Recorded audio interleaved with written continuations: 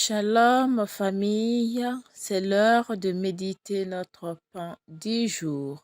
Laissons-nous guider par le Saint-Esprit à travers notre frère Nestor. Que Dieu vous bénisse. La Bible dit que tout ce que l'Éternel veut, il le fait. Dans les cieux, sur la terre, dans les mers et dans les abîmes. Psaume 135, 6.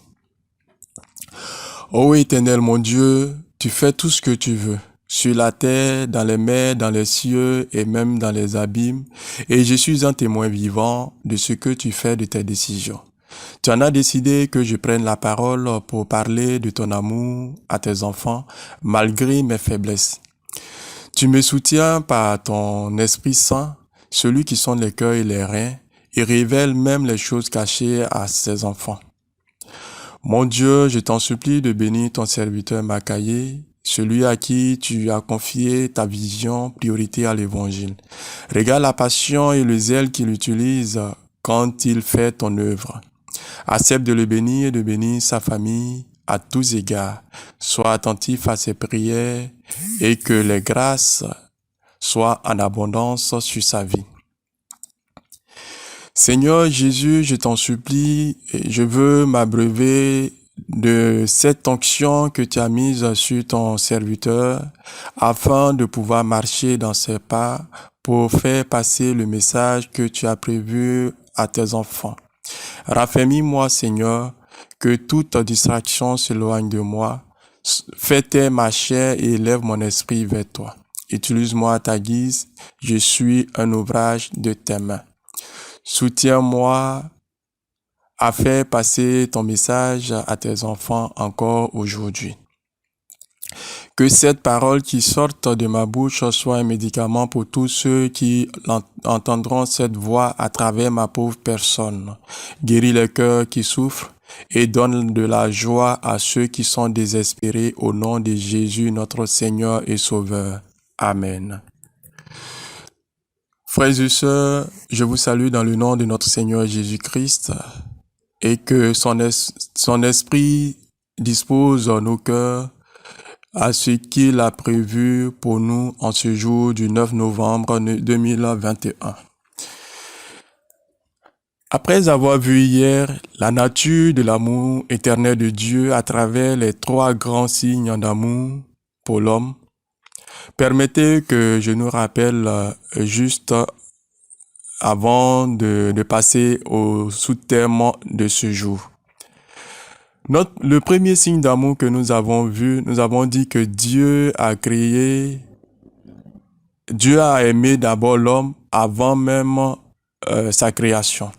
Il a créé tout l'univers et le ciel et la terre et tout son contenu.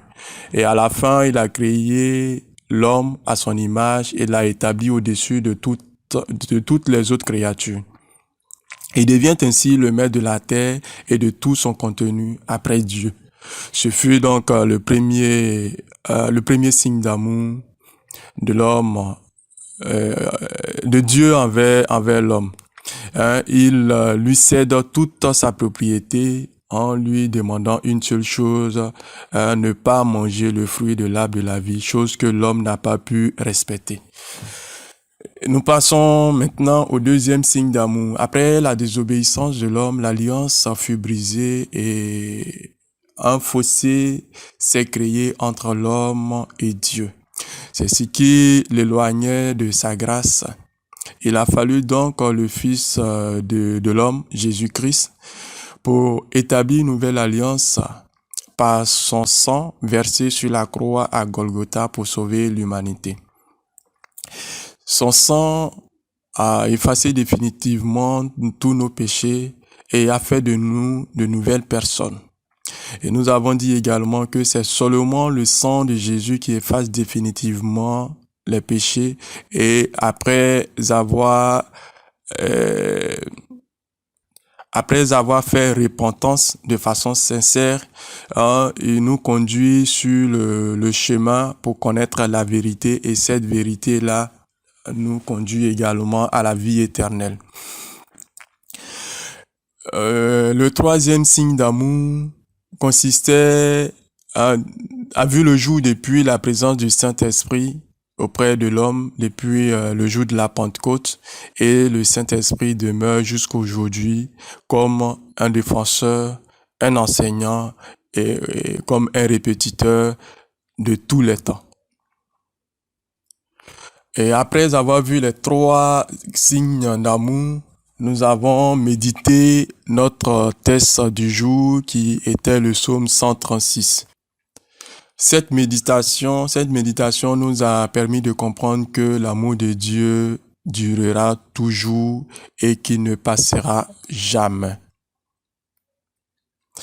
À la fin, nous avons constaté que malgré les différentes alliances, c'est seul l'homme qui rompt l'alliance d'amour entre lui et son créateur Dieu, comme s'il se sentirait beaucoup mieux dans un autre monde, dans un monde sans amour. C'est la raison pour laquelle nous nous posons la question aujourd'hui de savoir s'il est possible à l'homme de vivre dans un monde sans amour. Donc ceci est notre thème de ce jour. Frères et sœurs, je nous prie de prendre le passage de Genèse 6, le verset 5 qui dit: « L'Éternel vit que la méchanceté des hommes était grande sur la terre, et que toutes les pensées de leur cœur se portaient chaque jour uniquement vers le mal. » Permettez que j'avance juste un peu encore. Verset 6. « L'Éternel se repentit d'avoir fait l'homme sur la terre. Il fut affligé de son cœur. » Dieu regrette d'avoir créé l'homme. L'homme s'est laissé conduire par Satan depuis le jardin d'Éden. Il ne s'est donc pas détourné de ses voies obscures. Cette attitude désole le Seigneur. Et avant de continuer à parcourir, à chercher à savoir à quoi ressemblerait un monde sans amour, nous allons méditer l'histoire de Sodome et Gomorrhe. La Bible dit que le péché était à son paroxysme. Les hommes allaient avec les hommes et même avec les animaux. La dignité de l'être humain n'existait que, je peux dire, dans les rêves. Seul le pauvre Lot avait un cœur pur. Il avait eu tort de recevoir les 2 étrangers chez lui pour passer la nuit. Même n'étant pas encore couchés, les gens de la ville, les gens de Sodome entouraient sa maison, depuis les enfants jusqu'aux vieillards. Toute la population était accourue, juste pour réclamer les 2 étrangers que Lot avait reçus. C'était donc vraiment un peuple sans cœur. Nous savons tous la fin de l'histoire de Sodome et Gomorrhe. Malgré la prière du père Abraham, demandant à Dieu de les épargner s'il trouvait au moins 50 justes, et qu'il a insisté à diminuer jusqu'à 10. L'Éternel fit la promesse à son serviteur que s'il trouvait les 10 justes, il ne détruirait pas la ville. Le nombre paraît quand même insignifiant par rapport à la population de 2 villes. Malheureusement, il n'en trouve pas les 10 et la ville fut entièrement détruite, excepté la famille de Lot. Cette histoire nous montre que Lot était différent des habitants de la ville. Il craignait Dieu, lui et sa famille, mais il vivait dans un environnement malsain. Et la Bible dit que son âme était tourmentée chaque jour par ce qu'il voyait et entendait. Il n'était donc pas en paix avec lui-même. Il a eu certainement la vie sauve, lui et sa famille, parce qu'il s'est proposé d'accueillir les 2 étrangers, les 2 anges, malgré les menaces de la population. Il accepte de mettre sa vie et celle de sa famille en jeu pour des personnes qu'il ne connaît même pas. Maintenant, je pose la question à toi qui m'écoutes. Serais-tu capable de faire ce que Lot a fait? Mettre la vie de ta famille en danger pour protéger la vie des personnes que tu n'as jamais vues? Je laisse cette question à chacun pour méditation. Avec le peu que nous venons de voir à travers cette histoire, nous voyons que la vie de Lot parmi ce peuple, on peut retenir qu'un monde sans amour est un monde où le péché règne en maître absolu. Ce serait un milieu difficile à vivre pour les quelques personnes qui auraient encore un cœur de chair. Je pouvais donc m'arrêter là pour le sous-thème d'aujourd'hui avec l'exemple de Lot, mais permettez que nous analysions un peu notre société.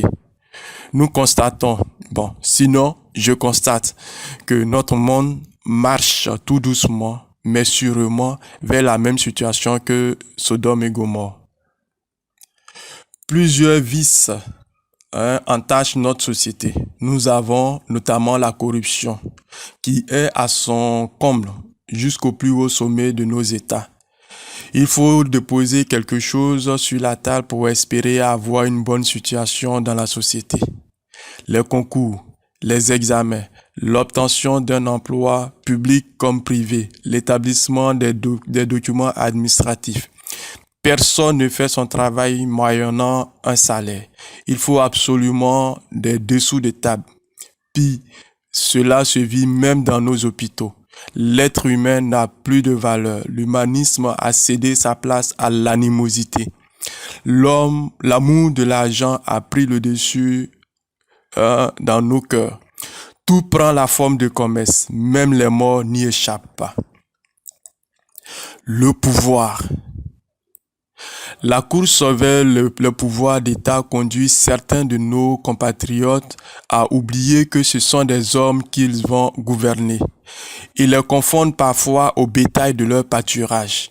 De pauvres personnes sont utilisées sur des autels pour des rituels afin qu'ils deviennent puissants et invincibles selon eux.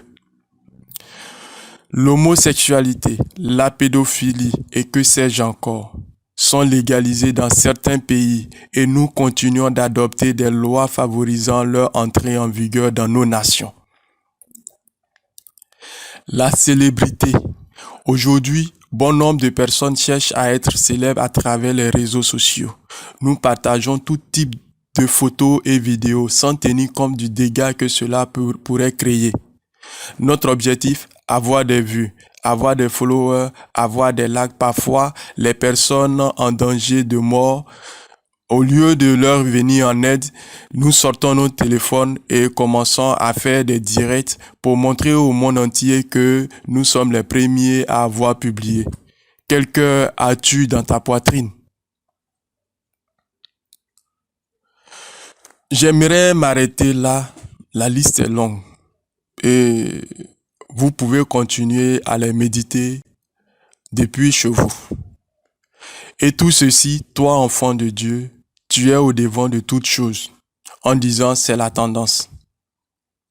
Et on se dit chrétien. Il n'est pas encore tard. Ressaisissons-nous car nous sommes dans les derniers temps. Christ revient bientôt. Lavons nos robes afin d'être sauvés.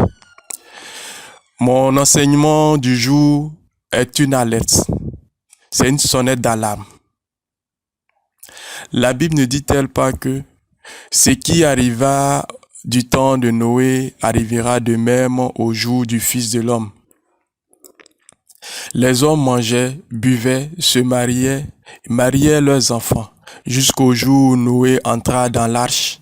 Le déluge vint et les fit tous périr. Ce qui arriva au temps de Lot arrivera pareillement.